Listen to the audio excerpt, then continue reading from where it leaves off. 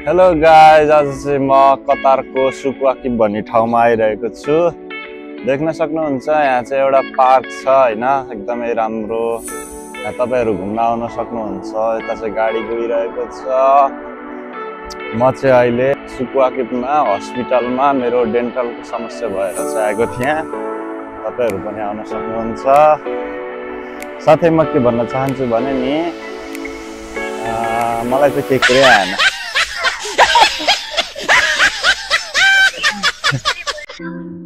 साथीहरु नेपालको जस्तै एकदमै साँगुरो साँगुरो गल्लीहरु छ, देख्न सक्नुहुन्छ। गाडीहरु गइरहेको छ, एकदमै रमाइलो। मलाई नेपाल जस्तै फिल आइरहेको छ यहाँ आउँदा चाहिँ साइड साइडमा ठुल्ठुलो बिल्डिङहरु छ हैन। त्यसपछि यहाँ चाहिँ सामानहरु तपाईहरुले एकदमै राम्रो राम्रो सामानहरु सुपथ मूल्यमा पाउन सक्नुहुन्छ। बार्गेनिङ गरेर किन्न सक्नुहुन्छ। त्यसैले सबैजना चाहिँ यहाँ आउनु होला घुम्नको लागि भन्दा पनि स्पेशली यहाँ चाहिँ सामान खरिद गर्नको लागि आउन सक्नुहुन्छ। यहाँ चाहिँ एटीएम रहेको छ, डोहा बैंक हैन, देख्न सक्नुहुन्छ। यहाँ जुत्ताहरु छ एकदमै सुपथ मूल्यमा, जम्मा 10 रियलमा एउटा कट्टु रहेको छ। त्यसपछि यहाँ एकदमै राम्रो राम्रो सामानहरु चाहिँ तपाईहरुले एकदमै राम्रो प्राइसमा पाउन सक्नुहुन्छ। एकदमै ठ्याक्कै मलाई चाहिँ यहाँ आउँदा चाहिँ एकदमै हुन्छ नि, नेपालको त्यो काठमाडौँको भ्याली भित्र छिरेको जस्तै महसुस भइरहेको छ क्या। त्यही भएर सबैजनाले चाहिँ आउनु होला हैन। अब चाहिँ म साथीहरु रेस्टुरेन्टमा खाना खानको लागि गइरहेको छु हैन। देख्न सक्नुहुन्छ त्यहाँनिर चाहिँ एउटा रेस्टुरेन्ट छ सानो, त्यहाँबाट चाहिँ त्यति राम्रोसँग देखेको छैन। म चाहिँ अब त्यहाँ जान्छु। त्यहाँ गएर चाहिँ खाना खाएर चाहिँ त्यसपछि फेरि भिडियो कन्टिन्यू गर्नेछु। लेट्स सी हैन, त्यहाँ गएर कस्तो हुनेछ हेरौँ। फाइनली गाइज म चाहिँ यहाँ माथि आइसकेको छु र मैले खाना अर्डर गरिसकेको छु र देख्न सक्नुहुन्छ यहाँको नजारा यो रेस्टुरेन्टको एकदमै राम्रो रहेको छ। मैले चाहिँ खाना अर्डर गरिसकेको छु र एकछिनपछि मेरो खाना आउनेछ। यो माथिबाट चाहिँ हेर्नु सक्नुहुन्छ, तल यस्तो देखिन्छ। अहिले गाइज मेरो खाना चाहिँ आइसकेको छ र रेडी भइसकेको छ। देख्न सक्नुहुन्छ वेटरले मेरो खाना लिएर आइसकेको छ। थ्याङ्क यू भाइ, थ्याङ्क यू। भ्लग में देख रहे हैं आप, देख्न सक्नुहुन्छ एकदमै हैन, एकदमै राम्रो तरिकाले चाहिँ यो चाहिँ खाना लिएर आइसकेको छ। अब चाहिँ म चाहिँ खाना स्टार्ट गर्नेछु साथीहरु। फाइनली गाइज म चाहिँ खाना खाएर चाहिँ अब रेस्टुरेन्टबाट चाहिँ निस्किसकेको छु। कौन सा कंट्री से है भाई? इंडिया कौन सी जगह? केरला से है। केरला के बारे में थोड़ा डिस्क्राइब करो। केरला में ऐसा क्या खास है? कुछ खास नहीं है केरला में। केरला ठीक ठाक है। मैं नेपाल से है। तो गाइस मैं अब जा रहा हूँ। अब म गइरहेको छु। म चाहिँ मेट्रो स्टेसनतर्फ गइरहेको छु साथीहरु। देख्न सक्नुहुन्छ यहाँ चाहिँ एकदमै सुपथ मूल्यमा एकदमै राम्रो राम्रो सामानहरु देख्न सक्नुहुन्छ र ठुल्ठुलो बिल्डिङ छ। माथि अगाडि हेर्न सक्नुहुन्छ टुरिस्टहरु। इतना अच्छा मस्जिद है, आगे देख सकते हो भाई लोग। चारों तरफ पूरा माहौल एकदम राम्रो छ।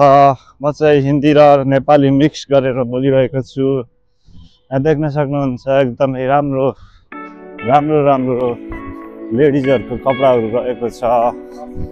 अगाडि पनि एउटा फिलिपिनी लेडी छ जस्तो लागिरहेको छ। को कुनै तर मैले चिनिन, फिलिपिनी हो कि नेपाली। यहाँ देख्न सक्नुहुन्छ बिरालो चाहिँ सब्जीहरु रहेको छ, मोबाइल पसल।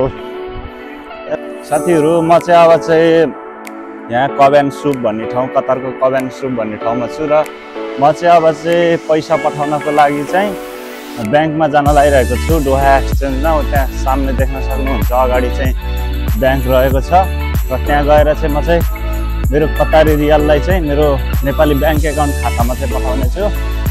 देख्न सक्नुहुन्छ साथीहरु, यदि तपाईहरु पनि नेपालमा पैसा पठाउन चाहनुहुन्छ भने यहाँ आउन सक्नुहुन्छ।